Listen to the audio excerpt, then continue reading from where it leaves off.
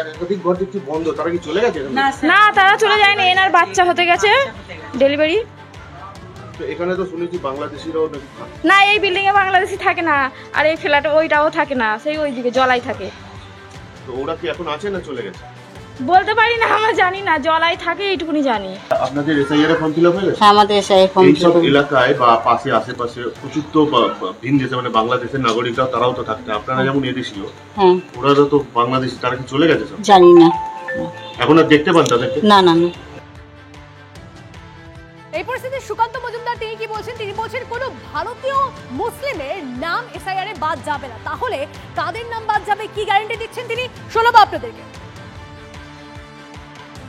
যারা ভারতবর্ষের নাগরিক, সে হিন্দু হোক মুসলিম হতে পারে, সে হয়তো আমাদেরকে ভোট দেয় না, কিন্তু তারও ভোটার লিস্টে নাম থাকবে, সেই দায়িত্ব ভারতীয় জনতা পার্টি নেবে। ভারতীয় জনতা পার্টি সেই নীতিতে বিশ্বাস করে।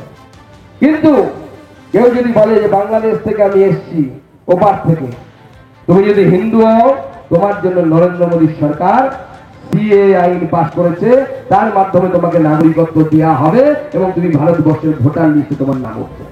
আর তুমি বাংলাদেশ থেকে যদি সেখানে দেশের সংখ্যাগুরু হও, মুসলমান হয়ে এপারে আসো, বলে একটু বেশি রোজগার করতে এসেছি, বাবা হাত জোর করছি ফিরে যাও। ভাই ফিরে যাবে, না হয় আমরা তুলে ফেলে দেওয়ার ব্যবস্থা করবো, সেই ব্যবস্থা ভারতীয় জনতা পার্টির সরকার করবে। তৃণমূল নেতা অরূপ চক্রবর্তী এই মুহূর্তে আমাদের সঙ্গে রয়েছেন। অরূপবাবু, আপনি শুনলেন সুকান্ত মজুমদারের বক্তব্য, কি বলবেন? প্রথম কথা, সিএটা পুরোটা একটা ধোকার খুঁড়োর কল। আসামে 19 লক্ষ মানুষের নাম বাদ দিয়েছিল, যার মধ্যে 12.5 লক্ষ হিন্দু বাঙালি। আসামে সিএ তে 3 জনকে ওরা নাগরিকত্ব দিয়েছে। তাই সিএ করলেই সবাই নাগরিক হয়ে যাবে, পুরো কথাটাই মিথ্যে কথা। দ্বিতীয় কথা, ওরা বলছেন ভারতীয় মুসলমানদের কোনো ভয় নেই। আমরা তো বলছি কোনো বৈধ ভোটারের কোনো ভয় নেই। মমতা ব্যানার্জি যতদিন আছেন, সে হিন্দু হন, মুসলমান হোক, শিখ হোক, খ্রিস্টান হোক, কোনো বৈধ ভোটারের নাম এ রাজ্যের তালিকা থেকে বাদ দেওয়া যাবে না, বাদ দিতে আমরা দেব না। কিন্তু আমাদের আশঙ্কাটা অন্যখানে।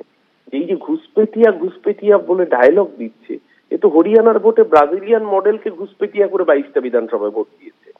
আমাদের আশঙ্কা, যেভাবে বিহারে, দিল্লিতে ভোট দেওয়া লোক এসে বিহারে ভোট দিয়েছে, কর্ণাটকে ভোট দেওয়া লোক এসে বিহারে ভোট দিয়েছে, এবং সব বিজেপির নেতা, মন্ত্রী, সাংসদ তারা নিজেরাই সেলফি পোস্ট করেছে। দিল্লিতে ভোট দিয়েছে তার ছবি, বিহারে ভোট দিয়েছে তার ছবি, মহারাষ্ট্রে ভোট দিয়েছে তার ছবি, বিহারে ভোট দিয়েছে তার ছবি, কর্ণাটকে ভোট দিয়েছে, বিহারে ভোট দিয়েছে। এই আশঙ্কা করছি, যেহেতু বিহারে ভোট হয়ে গেছে, বিহারের ভোটারদের আবার ঘুষপেটিয়া করে বাংলার ভোটার লিস্টে নাম তুলে রাজ্য দখলের চক্রান্ত হচ্ছে না তো?